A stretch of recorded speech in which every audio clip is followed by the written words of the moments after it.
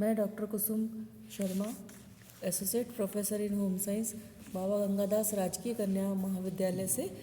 आज बच्चों, मैं आप लोगों को अपने समूह संपर्क विधियां के अंतर्गत विधि प्रदर्शन के चरण के बारे में बताने जा रही हूँ।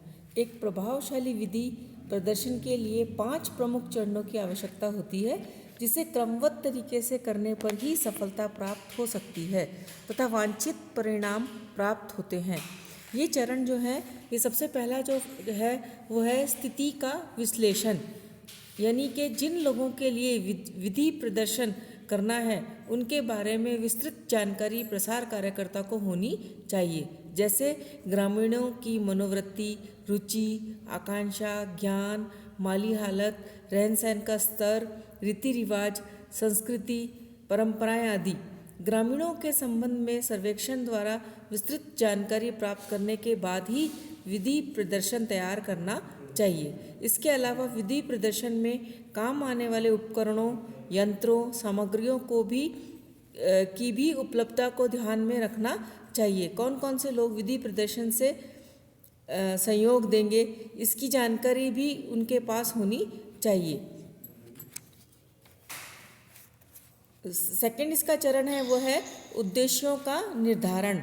स्थितियों के विश्लेषण के बाद उद्देश्यों का निर्धारण किया जाना चाहिए कि विधि प्रदर्शन करने का मुख्य उद्देश्य क्या है, हम किन लक्ष्यों तक पहुंचना चाहते हैं।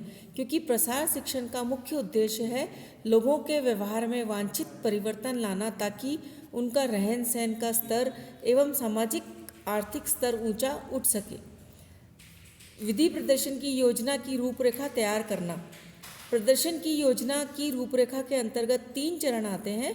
पूर्व प्रदर्शन चरण, सेकंड है क्रियान्वयन चरण और तीसरा है प्रदर्शन के बाद की क्रियाएं। सबसे पहले अपन पूर्व प्रदर्शन चरण के बारे में जिक्र करते हैं। प्रदर्शन करने से पहले प्रसार कार्यकर्ता द्वारा जो आवश्यक तैयारियां की जाती हैं, पूर्व अभ्यास किया जाता है, वे सभी इसी चरण के अंतर्गत आते हैं।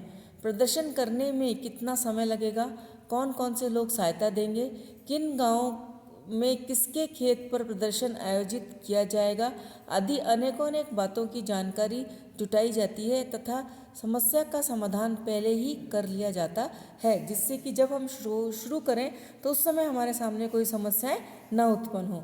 सेकंड है क्रियान्वयन चरण। इस चरण में ग्रामीणों के समक्ष प्रदर्शन करके बताया जाता है। पहले उन्हें विधि प्रदर्शन के बारे में विस्तृत जानकारी दी जाती है, फिर इसके संबंधित उपकरणों आदि की जानकारी दी जाती है। इसके बाद उन्हीं की भाषा में विधि प्रदर्शन को करके बताया जाता है, ताकि लोग उसे देखकर सीख सकें। साथ ही लोगों की उत्सुकता को बढ़ाने के लिए बीच बीच में प्रश्न भी पूछे जाते हैं। तत्पश्चात लोगों से करके दिखाने के लिए भी आग्रह किया जाता है। जो लोग करके देखना चाहते हैं उन्हें करने के लिए अवसर दिया जाता है तथा उनकी समस्याओं को दूर किया जाता है।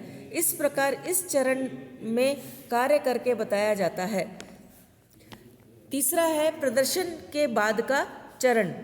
प्रदर्शन करने के बाद ये देखा जाता है कि लोगों पर इसका क्या प्रभाव पड़ा, उन्होंने क्या सीखा, इसका परिणाम आशाजनक रहा या नहीं, कितने लोग लाभान्वित हुए, इसमें कितना व्यय हुआ, यानी कि खर्चा कितना हुआ।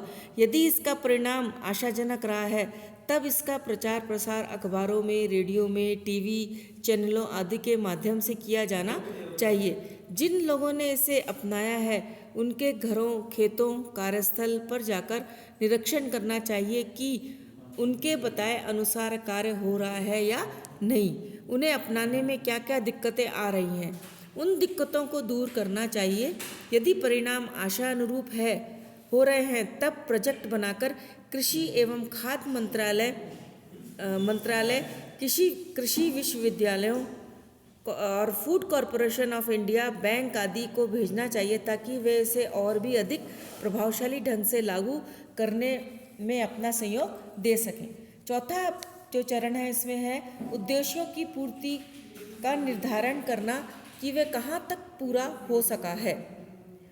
इस चरण में ये देखा जाता है कि जिन उद्देश्यों को लेकर विधि प्रदर्शन आयोजित किया गया है, क्या उसकी पूर्ति हो सकी है? वे उद्देश्य प्राप्त हो सके हैं? कितने लोगों ने विधि प्रदर्शन को अपनाकर लाभ कमाया है? यदि उद्देश्यों की पूर्ति नहीं हो पाई है, तब उसके क्या कारण रहे हैं? उन कारणों पर गहनतापूर्वक विचार करके यदि विधि प्रदर्शन में सुधार की आवश्यकता है तो सुधार किया जाता है। अब पांचवा लास्ट जो इसका चरण है वो है विधि प्रदर्शन के मूल्यांकन का पूर्व निर्धारण।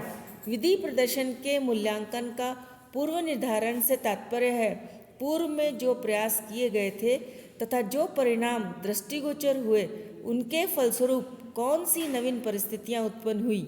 यदि परिस्थितियां ऐसी उत्पन्न हुई हैं कि जिनके कारण लोगों ने विधि प्रदर्शन को पूरी तरह से ही नकार दिया है अथवा लोगों ने उदासीनता दिखाई है, तो फिर से उसमें आवश्यक सुधार करके फिर से प्रारंभ किए जाने की आवश्यकता है। परंतु यदि लोगों ने इसे दिल से स्वीकारा है, अपनाया है तो इस परिणाम को विभिन्न अखबारों के माध्यम से जन जन तक पहुंचाना चाहिए। रेडियो दूरदर्शन द्वारा प्रचार प्रसार किया जाना चाहिए ताकि सुदूर परिणाम क्षेत्रों के लोग भी इसका लाभ उठा सके। सरल शब्दों में विधि प्रदर्शन निरंतर प्रदान की जाने वाली शिक्षण सामग्री है जिसमें द्वितरफा संचार होता है। ये प्रयोगशाला में हुए अनुसंधानों तथा लोगों की गहनता के बीच को पाटने में एक पुल की तरह कार्य करता है। अतः लोग नवाचारों को अपनाते हैं तथा उनका लाभ उठाते हैं। धन्यवाद।